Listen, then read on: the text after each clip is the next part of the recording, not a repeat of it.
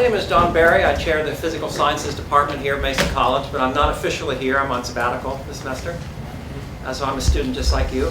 But tonight we're here to hear a great lecture on gravitational lensing, and I wanted to tell you a little bit about Dr. Kalanog. He's been an adjunct here for at least a year and a half, and he's versed in physics and astronomy. He has quite the educational pedigree. So, like all of you in this room, I assume, he started out life as a community college student up at Diablo Valley College up in Northern California. He went on to get a bachelor's degree in physics at some small school, I've never really heard of it, UC Berkeley, I think, and then went on to get his PhD in astrophysics at UC Irvine. But one thing I have to tell you about Jay is, although he could certainly have a brilliant career in academia doing high-level research, his passion is really teaching at the community college level, so we're really welcome to have him. And I think we're going to hear about some of the work he did for his PhD dissertation tonight. So I offer you Dr. Jay Kalanog. Thank you, everyone, for coming. Good evening, by the way. So my colleagues here at San Diego Mesa always tease me about how I need to look somewhat more older because they're kind of worried that I don't look credible enough that my students probably won't believe anything I say. So I definitely could pass as one of them. And so, I tried my best, hopefully. I look credible enough, especially for the topic that I'll be talking about today, gravitational lensing. So why gravitational lensing? So as a graduate student, when I first learned about gravitational lensing, I was just completely blown away. How that works and how we can observe it, it was just mind-blowing. And so for me, just like John said, I love to teach, I love to share whatever I learn. And so that's why I'm here in front of you guys today. I'm basically just going to share, and not necessarily, blow your minds. That's my goal eventually, but hopefully you find it somewhat mildly interesting. So just as a spoiler alert, this is the first slide we're going to start off with. Just take a mental picture of what you guys are seeing right now, and I'm going to end with a slide. And by the end of the talk, since you guys have probably learned more about gravitational lensing by that time, assuming so, you guys will look at it hopefully in a different way. So my outline for this talk is pretty simple. So the main topic is gravitational lensing. And here are the main points I'm going to be talking about. How did the idea of gravitational lensing come about? So it's a quick history lesson on this idea. And then move on to how do we actually observe it as astronomers, as researchers, as scientists. And then the majority of my talk will be mostly dedicated on that last bullet point. What do we learn from it? And it's not enough that we just look at pretty pictures all the time. We should actually try to learn something from this phenomenon.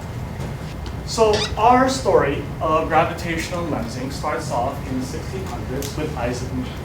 You guys have probably all heard the story of how he was inspired to think about his law of gravitation, or just the force of gravity. An apple hit him in the head, and the apple fell completely perpendicular to the surface. And he started asking interesting questions, like how come the apple didn't fall at an angle? How come the apple didn't fall left or right? Or how come it didn't fall up? And so pretty much this is what inspired him to start thinking about how gravity actually worked. And so from his thought experiments, he figured out his universal law of gravitation. And I promise you this is the most complicated equation I will present in this talk. Okay? So what Isaac Newton said was that if you have two masses, if two objects have masses, they will form a force of mutual attraction towards each other. Okay? On top of that, the more massive these objects are, the stronger the force of gravity. And in addition, the closer these objects are, the stronger the force of gravity. Okay? And so whenever I tell these to my students, they're not quite impressed, and then I tell them, okay, if you think about it, 1600s, that was the time of the scientific revolution. This was a time when people were really trying to begin to understand the laws of motion, right? And so this is action at a distance. This is why it was so revolutionary at the time when Isaac Newton first discovered it. Because when you think about a force, I could push a cart, I could push someone, you see me exerting that force. You see someone visible or something visible exerting that force. And Isaac Newton comes here and says, oh look, two masses, and they're going to start eventually getting close to each other. Action at a distance. So, I'm still trying to impress my students. They're still not impressed. And so I tell them, did you guys know that Isaac Newton was basically the hipster for Star Wars? Oh, again, I get their attention. Star Wars. Why? Well, because Isaac Newton knew about the Force before it was even cool. I mean, the only main difference here is that the force of gravity is attractive, whereas Darth Vader can either attract or repel objects from him. But, I mean, pretty much the idea of the Force came from him. Okay, fast forward 300 years later, Albert Einstein comes along. And he just published his theory of general relativity, which combines his theory of special relativity and the law of gravity. One of the predictions that Albert Einstein had was that around a massive object, light will follow a curved path. So how does this happen? What Albert Einstein did was that he combined the idea of space and time into one idea, space-time. Okay? So for example, you guys all went to this talk. This talk had a specific location, had a specific time. This is an event. So according to Albert Einstein, every event has a space-time coordinate. Okay? And so according to Albert Einstein as well, he said that the path of light follows the shape of space-time. What does that even mean, right? So if you think about it, and this is a useful analogy, not entirely accurate, but it's useful to think of it this way. Picture space-time as some kind of bed sheet. You lay flat, or some kind of fabric, called a space-time fabric. You guys have probably heard this term used a lot. And so according to Albert Einstein, the presence of mass causes a depression on the fabric of space-time. And so if you picture this black sphere here as that mass, and it's causing a depression or some kind of distortion in the fabric of space-time, what's going to happen is that if light were to go through that, from point A to point B, it's going to follow a curved path. Or you can just imagine rolling down a marble that has to go through that depression that this black sphere caused. It's going to follow a curved path as well. Okay? And so according to Albert Einstein, the larger the mass, the larger the distortion, the larger the dip or the depression that we're causing. All right, so this is great. Einstein has this theory that masses will cause light to bend. And if you think about it, again, pretty revolutionary. Because 300 years ago, Isaac Newton just said two masses, they're going to start attracting each other. And 300 years later, Albert Einstein comes along and says, oh, light also interacts with gravity. So a photon, for example, is a particle of light. Photons have no mass. Photons still interact with massive objects, which is, again, pretty mind-blowing at the time. Now, with any kind of theory in science, in order to have it some kind of validity or any kind of value to us, researchers and scientists, you have to observationally test it. And so it wouldn't be until Sir Arthur Eddington's expedition in 1919 that this would be tested, observationally. I'm sure you guys know astronomers can't carry out experiments as other scientists as well, so we have observations, set of experiments. And so this was the first attempt. And so Eddington had this idea to take the most massive object that's nearby us, and that's going to be the sun. The sun contains 99% of all the mass in the solar system. Pretty massive. If there's going to be any kind of light bending, the sun will do it. And so he had this idea that if you have some kind of alignment between a star behind the sun and the sun itself, the light coming from that star will appear to be bended, or it will follow a curved path. As an observer from Earth, what you'll actually see and what you'll actually observe is an apparent position of this background star, meaning it's actually not going to appear at its original location because the light basically followed a curved path. So this is a great idea. This is a great experiment. Can anyone see anything fundamentally wrong with this experiment as you see it right now? It's going to be awful hard to see that star past the sun. Definitely, right? It sounds great on paper, but that sun is going to be really, really bright. Coronagraphs weren't built until 1930. This is in 1919. So what they actually had to do back then was they had to wait for a total solar eclipse. Okay? And Sir Arthur Eddington had to have some voyage across the Atlantic Ocean to go through the southwest coast of Africa to observe a total solar eclipse.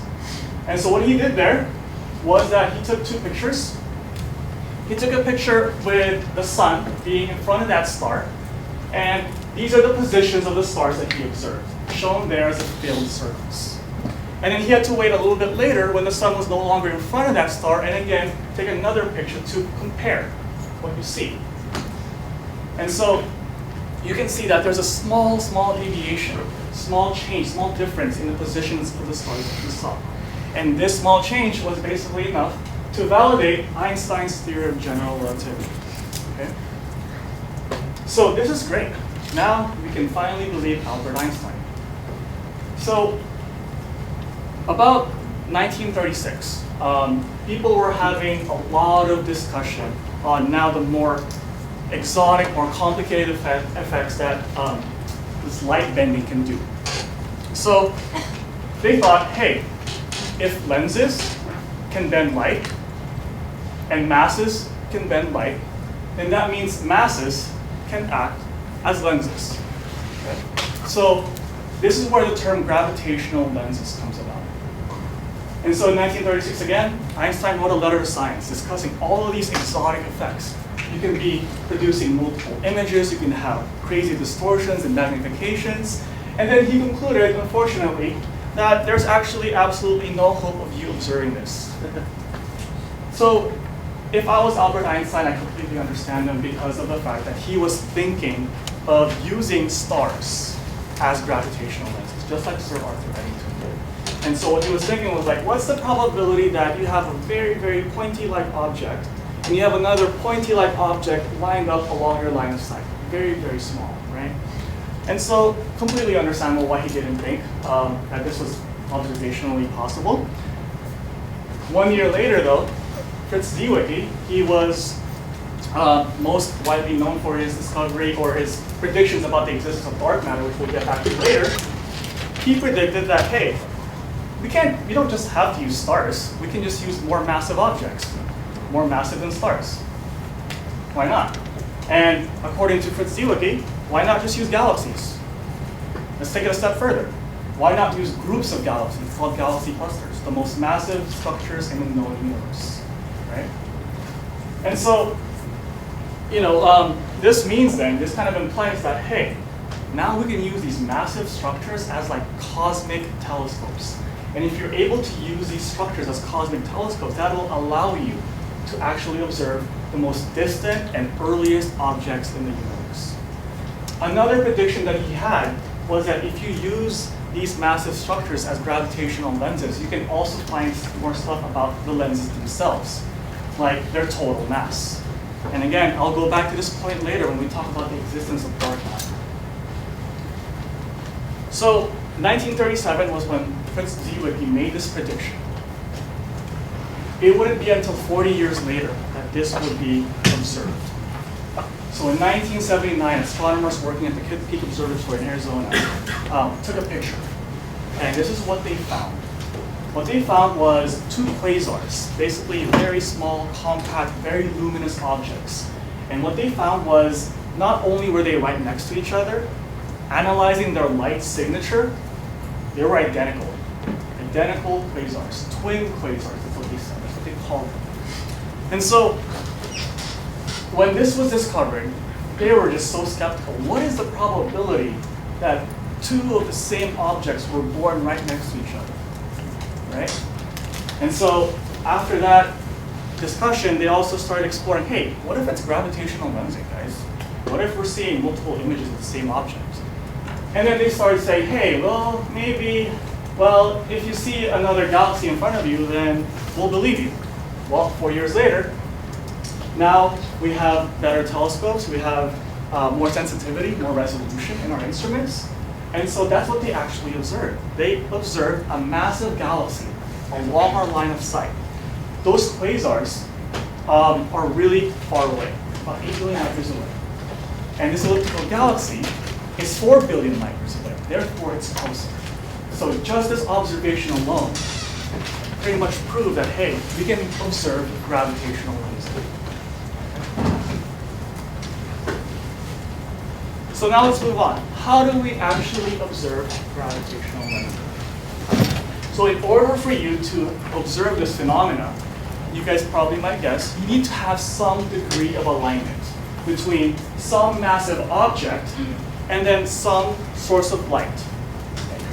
And so what's going to happen is that this source of light, when it emits light, the light that you observe will appear to be originating from somewhere else, from the original location. The net effect of this is that the background galaxy, or whatever the background object, will appear distorted, it will appear brighter, and it will appear more magnified as well. And so in this example, I know I'm showing you guys a massive foreground galaxy and a massive and bright luminous light source. And so you can actually just take any kind of massive object and have that act as your lens. So that can be either a star, that can be a galaxy cluster, a black hole, or technically even you, because you have mass. And if you think about it, on that idea, if you guys all have mass, that means any light coming from you guys is pretty much gravitationally lensed to some degree, right? And then for the background source, or the background galaxy here, any object emitting light then, you can also lens as well.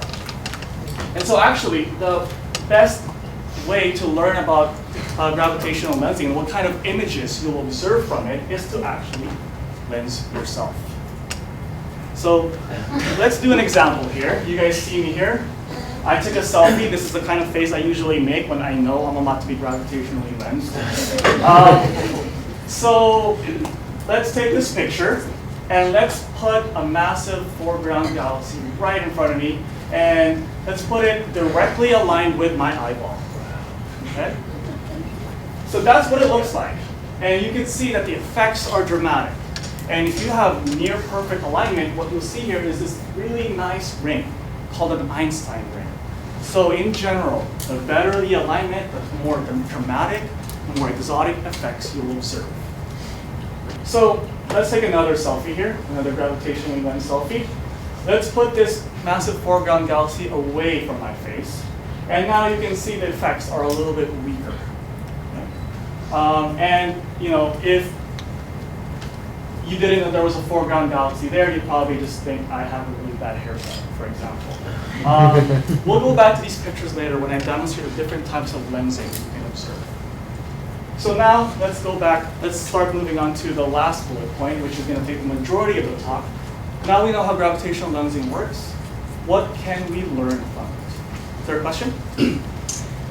As the matter inside the galaxy that is producing the lens effect moves, would that not also skew the minutes of arc of what you're seeing coming through it? Yes, for sure. Okay, so the first question that I want to answer is, what is the age of the universe?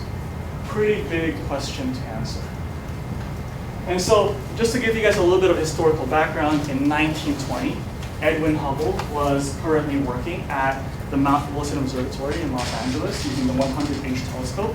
And at the time, he was trying to measure the distances to the furthest away objects. There was this ongoing debate whether galaxies actually existed or not outside of the Milky Way. And his job was to settle this debate, whether or not there's galaxies outside of our own Milky Way galaxy. Around this time, one of his colleagues, Vestal Slipher, was measuring the relative motion of the same objects he was looking at. So pretty much he was measuring whether these galaxies were moving away or towards us. For the most part, Vestal Slipher discovered that the same objects that Edwin Hubble was observing was mostly moving away. And so what Edwin Hubble did was that he combined his data with Slipher's data, and he made a graph. He made a graph of how fast these objects were moving relative as a function of their distance, or how their distance depends on that. And so what he found was that the further away these objects were, the faster they're moving. That was the general trend line that he was seeing. Of course, there's not much data there, and again, we'll validate that later, but that was the general trend that he was seeing. And so he also combined this with the idea that anywhere he pointed his telescope, this was what he was observing. And so he concluded then that this could only be true if space itself, or the universe, was expanding. So in 1929, Edwin Hubble discovered that the universe was expanding. And so fast forward to a lot more years later, we have a better sample, we have a lot more galaxies that we can basically measure, and you have the ability now to get a better estimate of how fast these galaxies are really moving away from us. And so that quantity is called the Hubble constant, which actually represents the slope of this line that Hubble did originally. And so the Hubble constant describes how fast galaxies are moving away from us, or objects in general. And so the Hubble constant, if you think about it, at some point in time, these galaxies are currently moving away from us. At some point in time, if you rewind time, you can, these galaxies must have been located at the same place, right? We call it the beginning of time. And the Hubble constant is definitely directly related to that. So if you measure the Hubble constant, you can measure the beginning of time, or the age of the universe. That's the idea. And so now, one of the ways that we measure the Hubble constant, ironically, is using the Hubble Space Telescope, right? Kind of ironic that the instrument that was named after Edwin Hubble is now continuing his work. So how we do that now is that we take observations of supernova, type 1a supernova. You guys know what type 1a supernova are. They're basically dying, exploding stars that emit the same amount of light every time it happens.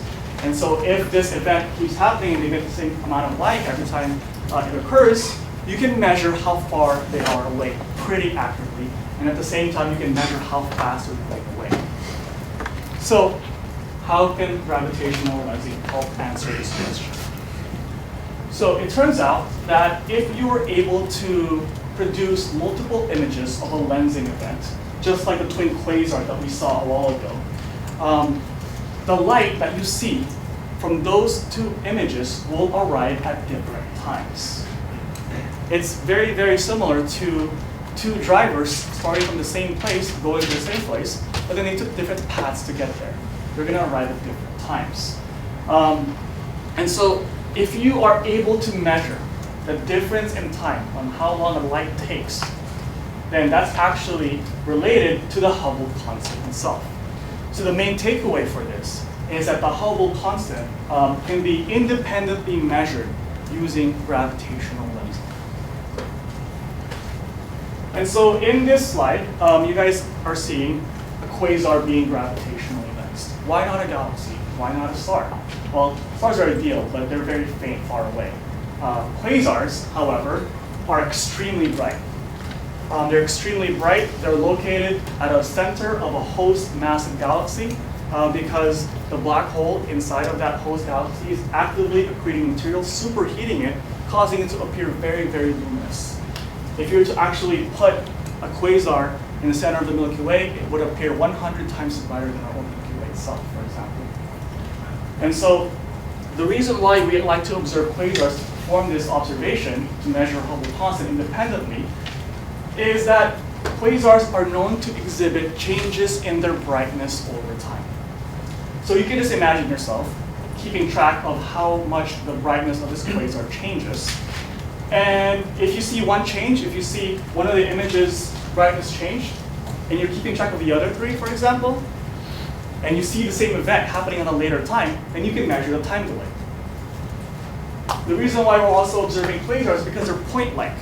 And so if you have a gravitationally lensed quasar, then the images that you'll see are four distinct point-like images as well. It's much easier to measure.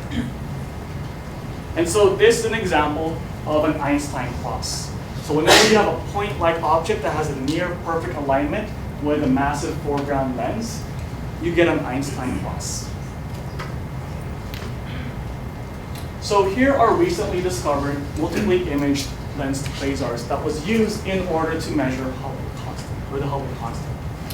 And as you can see, they're both Einstein crosses. And the very compact, knot-like structures that you observe in both of these images are the lens quasar itself. The ring-like structure that you observe around the massive foreground galaxies are the other parts of the galaxy itself, the gas, the dust, and the stars itself. And so if you look at how gravitational lensing fared against using other independent methods, I would say it's pretty good. Right? They're pretty much in agreement to some degree. I do have to apologize that the Hubble constant units are kind of weird. Kilometers per second per megaparsec. So if you're not familiar with a megaparsec, it's a unit of distance. It's like a light year. So a megaparsec is about 3 billion light years, for example. And so what do these units mean? Pretty much for each megaparsec that your object's further away, an object will move 70 kilometers per second faster, or 50 miles per second if you like American units. Okay? And so from that, we can deduce the age of the universe, about 14 billion years old.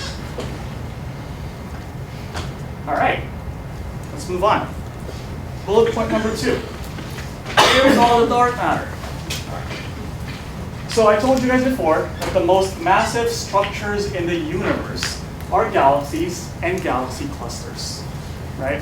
And so because they're so massive and they take up a lot of space in the night sky than stars will, they're also the most common type of gravitational lenses. So it turns out that both of these structures are composed of 2 types of matter, luminous matter and dark matter. Luminous matter is matter that we can observe directly. So it's either composed of gas, dust, and stars. Dark matter is matter that only interacts gravitationally, and we can't see it directly, hence the term dark. So now theoretical models actually predict that dark matter is expected and predicted to be way more abundant than luminous matter itself, right? It's about 85% of all the known matter in the universe, or 5 times more abundant than luminous matter itself, which is, again, somewhat depressing because we only know about 15% of all the known mass in the universe. And I'm not even talking about dark energy yet, which is another can of worms. So if I were you, I would be skeptical of whatever I'm talking about right now, because how do we even know dark matter exists if we can't even see it and we don't even know what it is, right? So in the 1970s, Vera Rubin was working in San Diego in Palomar Observatory. And what she did was she was measuring at the time how fast stars are moving from the Milky Way and how far away they are from the center.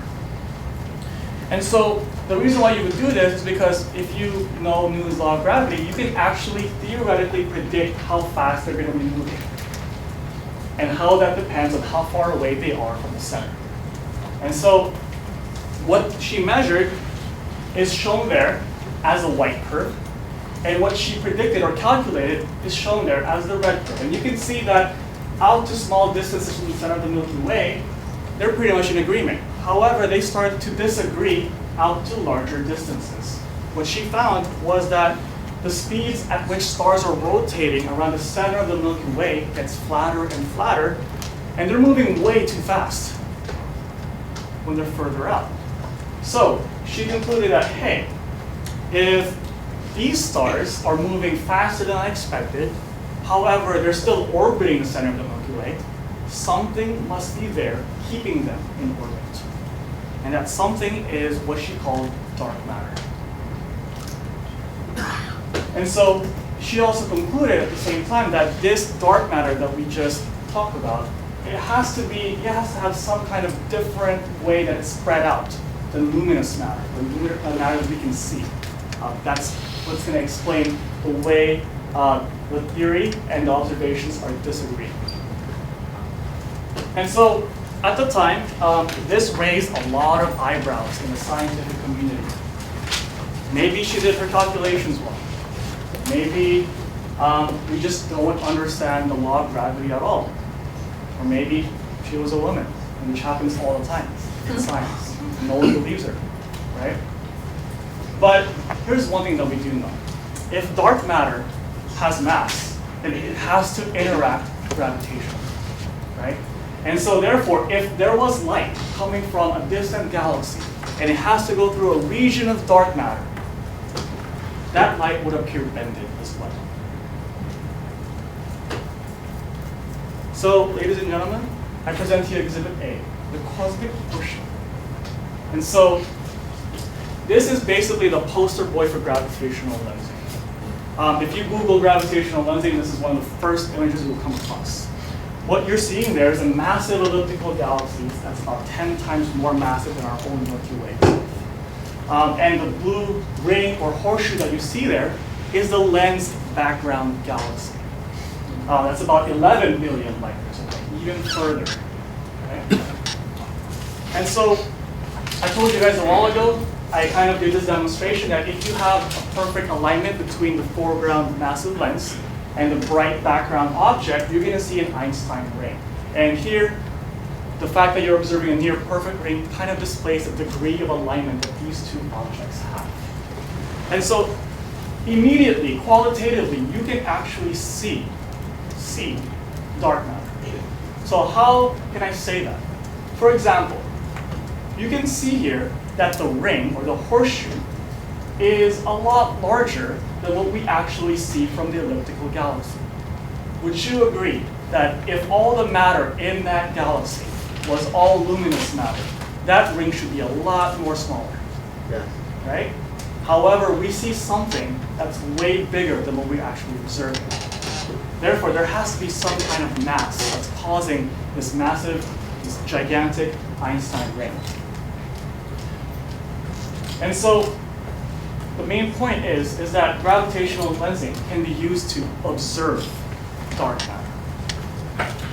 Quantitatively, if you're still not convinced, when we actually measure the total mass meaning from dark matter and also luminous matter, we measure the total mass being 30 times larger than all the visible matter that we observe. The mass of the gas, the dust, and the stars is 30 times less than the total mass of the whole galaxy itself. Where is that mass coming from? It has to be from dark matter.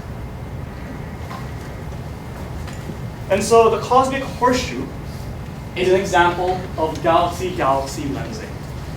And galaxy-galaxy lensing is an example of strong lensing. Whenever you have a strong lensing event, it's very, very obvious because you'll see exotic-looking images. You'll see multiple images, you'll see arcs, you'll see rings, you'll see a lot of distortions. It's very, very obvious to the naked eye when you actually see these things. And so sometimes you can even form very exotic-looking images. So for example, the panel here in the middle, that's the double Einstein ring. And what it is you have a massive elliptical galaxy lensing two objects at the same time. And those two objects are actually not located at the same place. They're separated by about 5 billion light years. And that's very rare. Actually, having an Einstein ring is already rare enough. Having another object lined up is even rarer. Okay. Or you can also form a cosmic smiley face, just like the panel shown here in the right. It's a group of galaxies lensing another group of galaxies right behind it. And so, sometimes lensing, however, is not very obvious. So let's say you're observing some galaxies in the sky, okay? And you just see some kind of random assortment of them. So I want to draw your attention to the galaxies on the upper edges. And if you just squint your eye hard enough, you might observe that there's a slight alignment in a preferred direction. And the reason for that is because they're being gravitationally lensed, but to a weaker degree, to a weaker effect. And the object that's responsible for doing this gravitational lensing is a massive foreground galaxy cluster that's shown here. The panel on the right here, the front panel, is what we observe, and the panel on the back is what you would observe if these galaxies weren't lensed. And you can see the difference between the two pretty easily now, because the panel on the back, you see a more random assortment of shapes and orientations, whereas the panel on the front, you can see somewhat of a preferred direction at which these galaxies are pointing.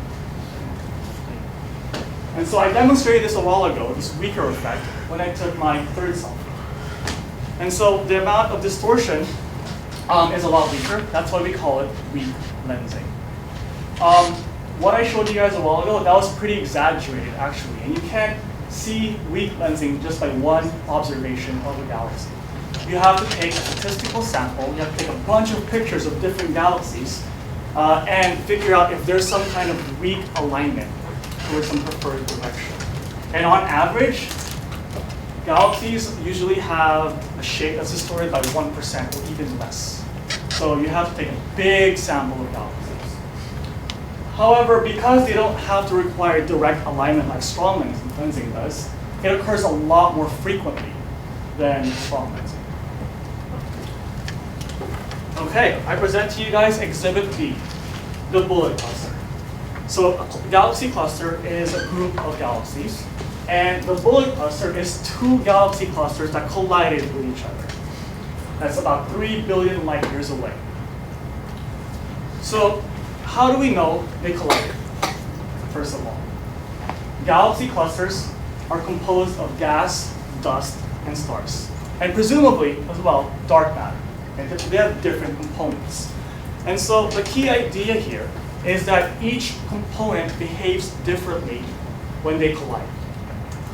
So for example, if you have stars in a galaxy cluster colliding with another galaxy cluster, what's going to happen is that the stars go through each other because there's a lot of empty space between the stars. Gas, however, is more spread out. It's pretty much everywhere in the galaxy cluster. On top of that, they interact gravitationally, and they interact with light as well. And so gas, in a collision, gets slowed down the most. And so what we observe from the bullet cluster is this shock front that forms towards the right. And that's only possible if a collision happened. And so weak lensing studies on the bullet cluster reveals that the mass that we're not seeing is actually concentrated more that's further out, away from the gas. And so now we can pretty much say how dark matter interacts with itself and also with anything else. It doesn't. It doesn't interact with anything else. I like to compare this analogy to two people in a party. And both those people in a party are trying to make it for the exit. You have a person who's very popular, very interactive, and wants to talk to everyone else. And you have a person who just does not care about anyone. Okay? The person who wants to talk to everyone else will basically be slowed down by the amount of people they have to talk to. Whereas the person who's basically asocial relative to everyone else will just walk along, won't really care. That's dark matter. And so the bullet cluster provides the best evidence that we have for the existence of dark matter. And on top of that, it also shows additional information on how dark matter interacts. And it doesn't show the idea. So on to our last bullet point. What do the earliest galaxies look like? So you guys have probably heard from taking astronomy or from watching cosmos or from any kind of science show that light has a finite speed. It moves ridiculously fast, however, it has a finite speed. And that means that the further you look out into space, the earlier you're also looking. That's the implication of the finite speed of light. So if you wanted to ask the question, how do galaxies evolve? How do galaxies form? The key idea, or the main concept here, is that you would have to take pictures of a lot of galaxies, right? Some that are closer, some that are further away. And what you're going to do is you're going to sort these pictures according to when they were basically forming. And what you would do then after that is form some kind of family tree for every time, for every epoch that you observe that. And hopefully, when you organize all of this, just like here, you're going to see some kind of evolutionary sequence. You're going to see some kind of pattern to see how these galaxies are formed. So in a perfect world, that's what you would see. Expectations. This is the reality. And there's many observational challenges when you're looking at galaxies that are really, really far away. And let's just focus on the obvious here. the further the galaxy is, the fainter it's going to look.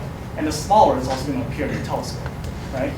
And our current generation of telescopes have a lot of hard time trying to resolve any kind of interesting features. And they're also not sensitive enough either. Therefore, they're just going to appear as faint, fuzzy blobs in the sky. A lot of my work as an astrophysicist, as a researcher, basically centered around observing these kinds of galaxies. Not very exciting. So the situation looks hopeless, right? It's a very, very familiar situation for students.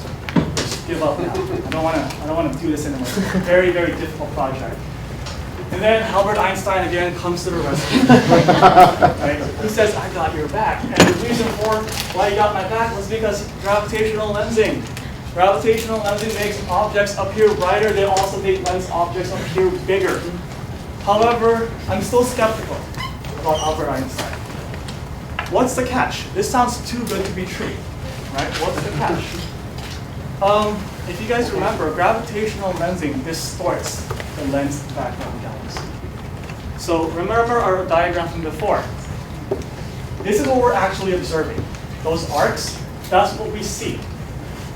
And what we're actually interested in is that red sphere, the actual shape of the original galaxy that's being lensed. And so, what's the catch? The catch is that we have to reconstruct and recover the original shape of the galaxy based on what we're actually observing. Okay? And so how do you do that? You make some sort of lens model. So this model that you're making pretty much replicates how the lensing event even took place in the first place. So how do you do that? Step one, you guess how much mass there is in the foreground galaxy. And you also guess how it's spread out. So you do that by making a lot of assumptions and by doing a lot of previous studies on how mass is spread out in the galaxies that are nearby to us. We have a pretty good idea of how mass is spread out. Step number two deals with the background galaxy. Now you have to guess how much light is being spread out in the background galaxy. And again, looking at nearby galaxies, we have a pretty good idea of how light is spread out. So you can make, again, those assumptions. Step number three, you make some conjecture about how they're aligned. Okay? And after that, you basically feed all of these assumptions in a computer that will solve a lot of complicated equations for you, and out comes a model. Now, after the model comes out, you ask yourself, does my model look like whatever I see? If yes, then you're good. If no, repeat. Over and over again until you finally do this. Don't worry, I didn't have to do this manually. I had a computer do this for me. All right. Part of my project as a researcher was I was studying a bunch of distant galaxies that were very, very bright in the infrared. And they were very bright in the infrared because they were really dusty. And usually when you have a very distant galaxy that's bright in the infrared and they're very dusty, that's an indicator that they're forming a lot of stars. And the reason why these galaxies are interesting is because you're literally catching them in the act of evolving. And so this is NDV-178, for a lack of a better name. I can't think of a better name for it yet. If you have any ideas, tell me. It has to start with cosmic though, because it sounds way more epic. Okay, so this is NDV-178. The foreground galaxy that you're seeing there is shown in the blue is about 5 billion light years away, and the background is 12 billion light years away, really, really far. You can see that it's a lot redder than the foreground galaxy because of all the dust. You can also get a sense of how small these objects appear in the sky. There's a scale here. It says 1 arcsecond. Okay? If you take your pinky, that's about 1 degree. And 1 arcsecond is about 1/3600th of a degree. So divide your pinky up into 3,600 equal parts. That's 1 arcsecond.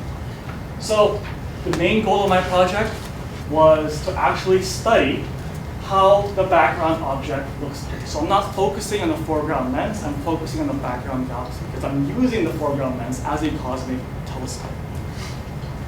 So this is the lens model that I have. The data here is basically the negative of the color image that I showed you guys. And the model is shown there in the middle. And again, you might notice, hey, how come the foreground galaxy isn't there? It's because we don't really care about it, right? All I care about is how this background galaxy looks like. This third panel shows you a residual image. Basically, it's a data minus the model. It gives you a qualitative view of how good your model is. Because after all, if you subtract the model from the data, what you should see is just sky. So what I want you guys to pay attention to is this blue contour. That's the reconstructed background galaxy. It's not perfect, but you can get an idea of what the background galaxy's shape is and how big it is compared to what you're actually observing. Again, this is one arc cycle, right? That's basically your pinky divided into 3,600 equal parts. That's how small that background galaxy is. You would have probably had no hope of observing that with just our regular telescopes by themselves, at this level of detail at least. And so what do we learn from it? We also learned that this lens galaxy that I modeled was that I had to use two components for the lens model. One is going to be more extended, larger, and one's going to be smaller, more compact. And you can see that as having a small circle and a big circle.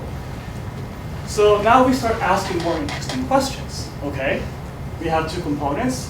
Whenever we look around nearby in our galaxies, whenever we look at elliptical galaxies, for example, we see a central dense bulge.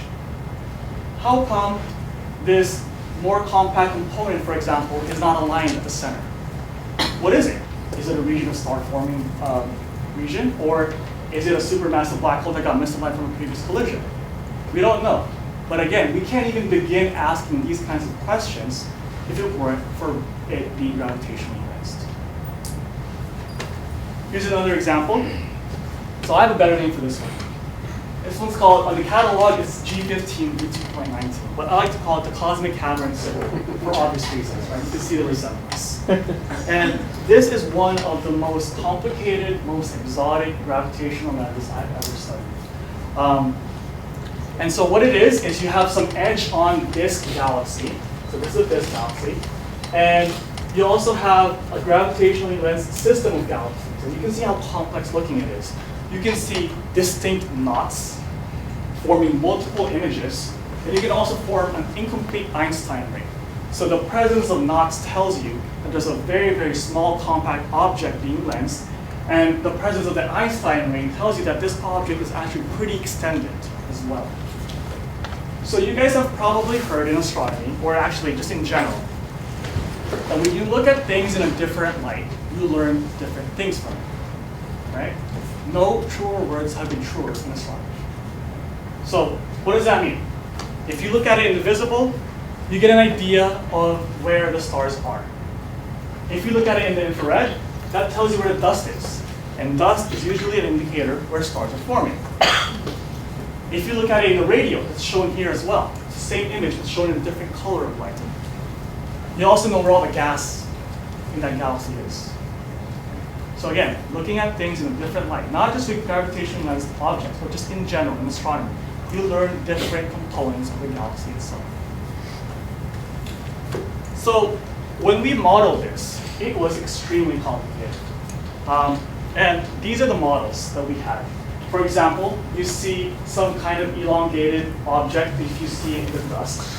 And you see some kind of blob shape looking like object if you see it in the radio. But the main key idea here is that the dust and the gas are not located in the same place. So this is what the objects, again, would look like if it wasn't being lensed in the first place. These are just the models. So the main conclusion here is that it's pretty much a hodgepodge of just different arrangements of components that are all just mixed in together. In order to make sense out of this, we have to look somewhere that's nearby. And the closest thing that we concluded was antenna galaxies. So the antenna galaxies are a pair of interacting galaxies that are undergoing a galaxy merger. Basically, they're combining together to form one more massive galaxy. And so in antenna galaxies, the reason why we concluded it's very similar to it was because you have a bunch of different components, such as the dust and the stars, all located in different places. And again, if you just squint your eye a little bit, for example, if you just look at this component right here, you can conclude that, hey, that kind of looks like this feature on the antenna galaxies. And for the gas, if this component of the background galaxy, that kind of looks like this component. Okay? And so again, you just have to kind of make comparisons to nearby galaxies in order to make sense of whatever you get for your model. Okay, so here's an animation that the folks at the European Space Agency did for us to kind of figure out how this lensing event actually happened. And so this is basically an animation that shows you different viewing angles. Okay, different viewing angles, how that varies. And here, we're assuming that our galaxies look like the antenna galaxies. And you can see that the more alignment you have, the more exotic the effects, and eventually you'll form an Einstein ring.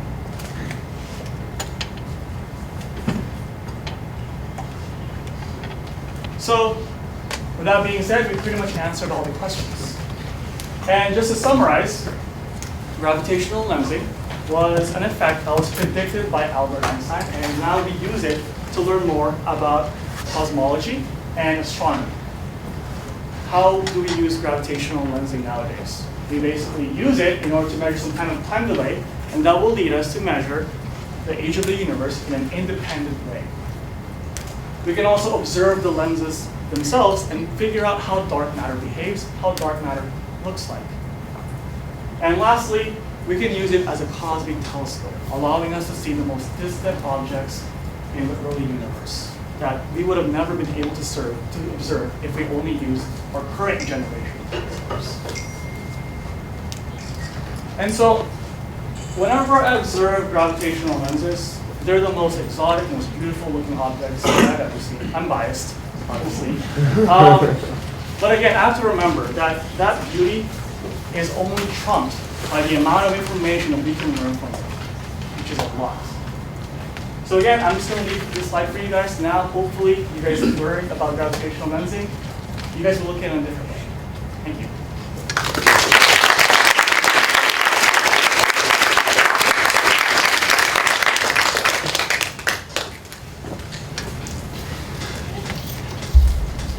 Yeah. So when you were talking about the Hubble constant and when you measured that from the time delays that you get, what are those time delays on what scales? Is that Yeah, like so a the time millisecond delays, or it's like more yeah, years? the time delays, they have a big range. They can either range from days or months, for example. The twin quasars that I first showed you guys, the time delay there was 14 months. So 14 months, that means that there was a distance difference of about 1 light year. So that thing in the middle, like between two elliptical galaxies, the blue like dot, Yeah. is that foreground galaxy or that's That's a foreground. That's a foreground galaxy. Okay. Yeah. So in the Smiley Galaxy, the two luminous dots that I think they're yellow. Yes. Is that a single object? No. Okay, those are two separate objects. Those are two separate objects. Okay, They're so part of a the galaxy cluster. Okay, so the Einstein crossroad had four objects that were actually four luminous objects that were one physical object? Yes. How come there was no ring and they were actual points? Yeah, because they were more compact. If they were more compact, they're more point-like objects. You'll Like see the an Einstein. quasar versus the galaxy? Yes. Okay, gotcha. I was wondering, just like what spread of time is in this feature, is represented in this feature, just because you mentioned that, like, with the first of those, the double quasar, one of the quasars was, or, like, one of them was basically For this. 14 months, after the 14 other months. one. Right, or Yeah. what you said. I was wondering, what kind of time spread you can get from these, just. Yeah, so the Yeah. furthest gravitationally lensed object that I've ever studied was pretty much about 13 billion years ago. And 13 billion light years away. And so that was pretty much 1 billion years after the Big Bang happened. So pretty far. But that's approximately when you have structures forming, right? Yes. There is nothing much Yes. earlier than that. Well, that's the thing. That's why this object that I studied was pretty crazy because it was forming stars at a vigorous rate. And that's unpredictable because how is it forming so many stars when the universe is formed? The ring structure that you see, basically when you have like a perfect alignment, right? Yes. And so is there an easy way to explain that? Like to a 6-year-old? Yes. You can simulate this effect. Wine glass, candle. Uh-huh. If you put the bottom of the wine glass directly aligned with the candle, you see a ring. Yeah. A real basic question from a non-astronomer, but before you were talking about Hubble's constant. And since we know that the expansion of the universe is increasing, does that mean that Hubble's constant is in fact not constant? Yes. That's why I don't like to call it the Hubble constant. It's only the current value. Okay. Yeah. So that's It's what usually gravitational called. lensing gives you, is the current value. Yes, it's usually the Hubble parameter. That's what we like to call it instead. Can you explain the Einstein cross? Like, why is it 4 points of light? 4 points of light. Actually, in reality, there's like 5 points of light, but you're only seeing 4 of them because the other one is directly right behind, and it's too faint.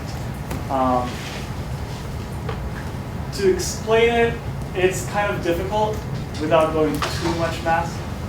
Basically, you form 4 identical images from the predicted equations. That's what we'll just take. Yeah.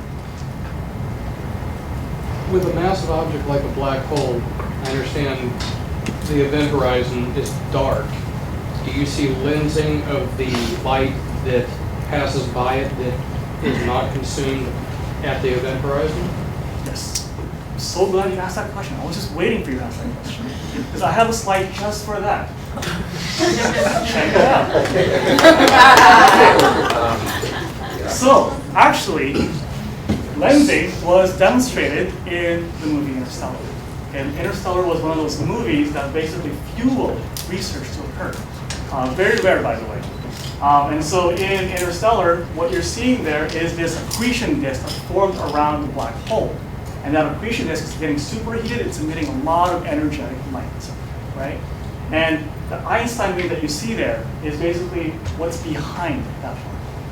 So you can see that some of the light will definitely go in past the event horizon, but at the same time, some of the light will get gravitationally lensed as well. So the streak that bisects the black hole, is that the accretion disk you're talking about? In this picture, this one, Top picture. on top one. Yeah, that's like the edge-on view of the accretion disk. Right. Now, because it's coming directly through it and it looks like it bisects the black hole, we didn't see that anywhere else. Is that due to how much matter there is in such a small space and due to the massive curvature of the Yes. battery space or the, Exactly. what is the cosmic microwave background, is that right? Not exactly. No? Okay. But what you're seeing here that's basically bisecting this supermassive black hole is pretty much the edge-on view of that accretion disk. So you're looking at it from an edge-on view. You But- can't actually see what's behind it because it's being gravitationally lensed. But why do we see it in front of it? Is it because it warps space so far that it actually appears to touch? What do we see in front of it? You mean this part? The light part. Oh yeah, because you're seeing it, it's past the event horizon. It's a disk that's rotating. Yeah, but is that like black body radiation that's right in front of the black hole? Or is that actually right behind the black hole? Thank you. That light is in front of the black hole. Okay. yeah. Thank you. That's what I was trying to Yes. articulate. Why is my animation moving? There you go. So that's kind of a simulation that they did, how a black hole would gravitationally lens a streak of light. Oh. I was just waiting for you.